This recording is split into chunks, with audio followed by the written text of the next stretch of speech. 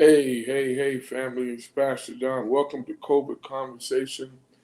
Thank you so much for joining us this evening. If you would, please like, share, and start your watch party. Like, share, start your watch party. We want to get as many people in here as we can for this very brief update and discussion. Now, do me a favor. If you have any questions, please start preparing those questions now. And that way, when it gets to the part of let's talk, that way we can kind of get everyone in, and we don't have to answer questions later, which we will. Don't misunderstand me. We will do it, but I would rather you get your questions ready now. Like, share, start a watch party. Like, share, start a watch party. I want to start out today and this broadcast by asking for you to pray for one of our coworkers who I was very fond of. Uh, Very sweet lady, very kind lady, um, in the persons of Miss Carol. I won't give you her last name for the sake of somewhat of a little privacy for her family. Miss Carol was a AA administrative assistant who I interacted with daily, absolutely interacted with daily. Her husband unfortunately contracted COVID-19, and Miss Carol was quarantined on several occasions because she had interaction, second party with several people, persons who came back positive. And in this last quarantine, the person that contracted COVID-19 was her husband. And of course, she contracted it. He recovered and or is recovering. Unfortunately, Miss Carol did not. And Miss Carol transitioned today. My heart is really, really heavy as several of my coworkers and my partners at work. And we ask that you pray for not only Miss Carol's husband, but pray for those of my other coworkers who are affected by this. My warden is extremely broken behind this, and several of us are. I want to ask you to bear with me tonight. I mean, this one hit real close to home. When I say every day, I interact with this lady every single solitary day for the very reason that's what we do. So I want to share with you tonight, or ask of you tonight. Please pray for the family, and not only her, but other family members who I'm going to make mention of, not by name, but because I don't know their names, but through my data that we were able to gather for this broadcast. So if that with that being said, I want you to know, y'all, we are in a ugly situation, which I've told you 1,000 times. This thing has picked up some serious momentum, and I want to read some parts of a news clip. And I'm not talking about any other city, other state, any other country. I'm only talking about Nevada. So let me read this to you right now. Nevada reported 556 new cases of COVID-19 and a record 38 deaths on Thursday, as the death toll in Clark County surpasses 1,000. 1,000. My gosh. The number of new fatalities was the highest one-day increase reported by the state, eclipsing the 34 reported on August the 13th. This thing is picking up momentum, y'all. Major momentum. Hospitalization of confirmed and suspected COVID-19 patients rose by 7 to 874 patients are in the hospital having to deal with this COVID-19. COVID-19 patients require intensive care, represents 43% of all patients in the ICU. However, only 64% of ICU beds are occupied at this time. However, 64% of the beds in ICU are occupied. Data gathered throughout the week, y'all. Watch your local news for current stats.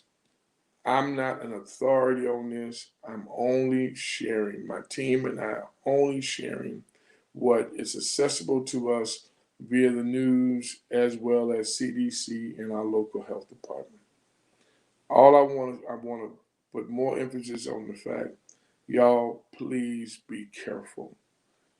Please be careful. Now, next week, our children are to start doing virtual schooling. I found out today from one of my coworkers that her daughter is already back in school. It's a private school. See, they're already back in school. And the first thing that came to my mind when when I heard that, when she brought that to my attention, was a tube. A tube. Our children are going to be sitting in and walking through tubes.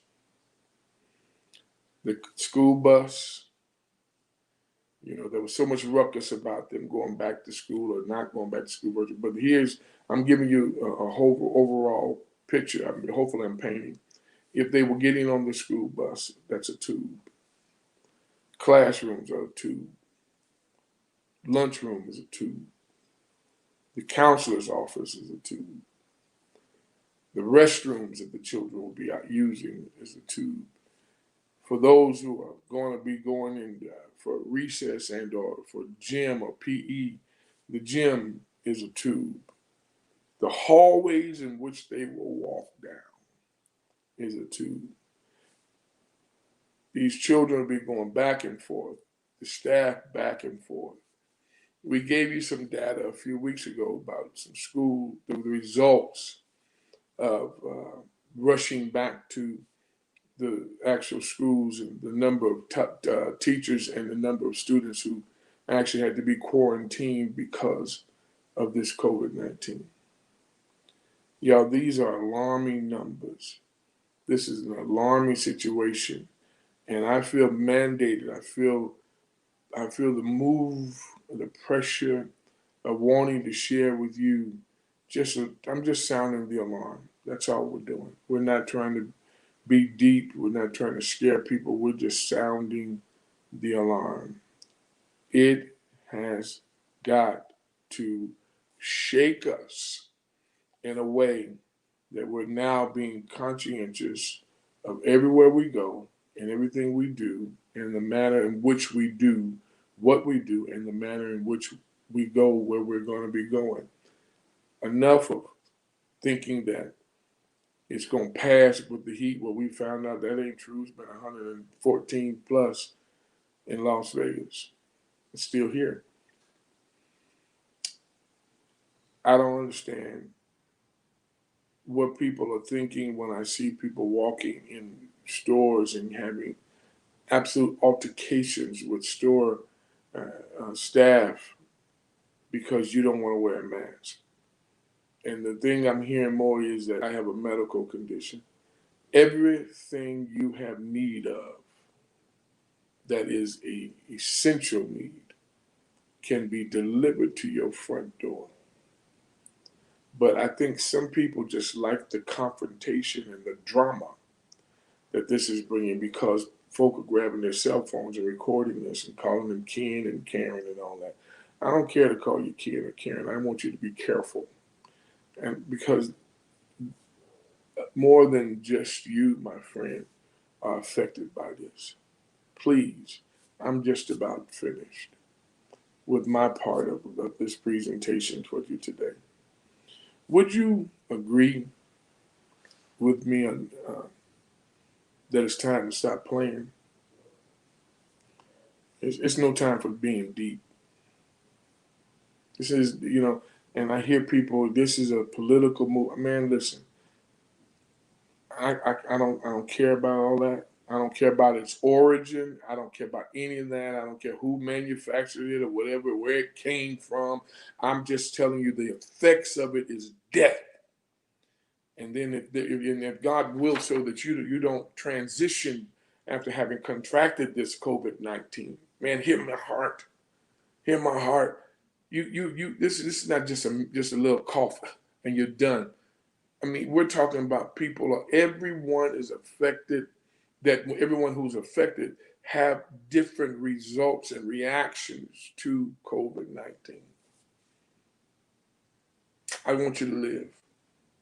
I don't want anybody else to and she's a co-worker, but someone I cared about. Today was a long day. And I'm the chaplain. My God. And I'm going all around the facility and I'm having to console people. God, I hear you. I'm trying to speak life into them after someone's life has been taken by COVID-19. Someone has transitioned, someone's gone. And I'm walking through this place and I'm having to try to encourage people when I'm broken. I want to tell you, it's not a comfortable feeling, but that's my job. Not only my job for the state, but that's my job that God appointed me to. Man, I've been here a million times. This is what I do. I know how to do this.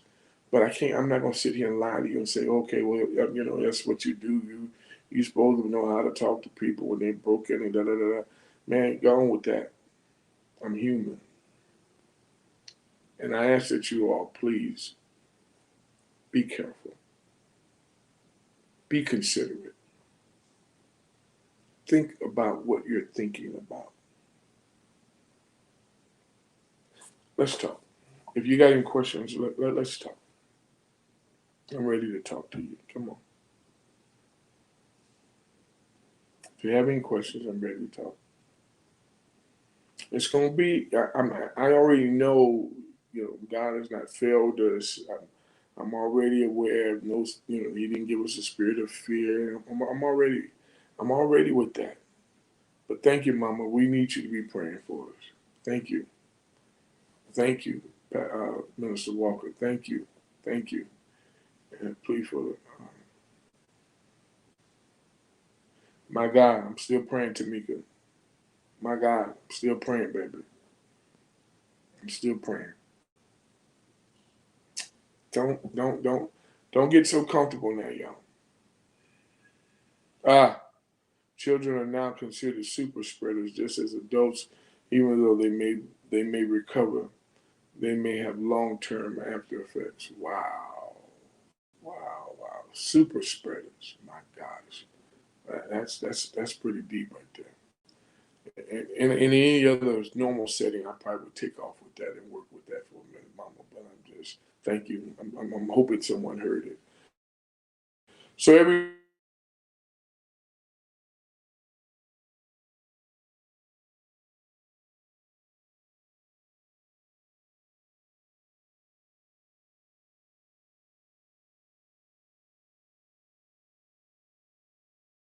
can you bring that one back for me?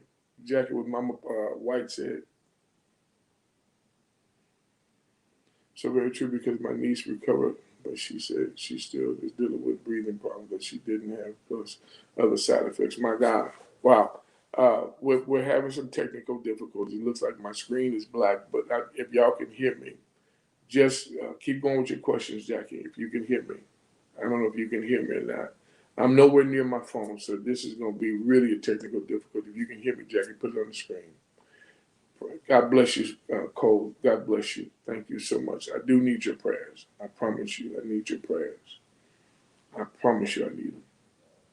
Is there anyone else there? All right. Can you hear me still, Jackie? Put it on the screen if you can hear me.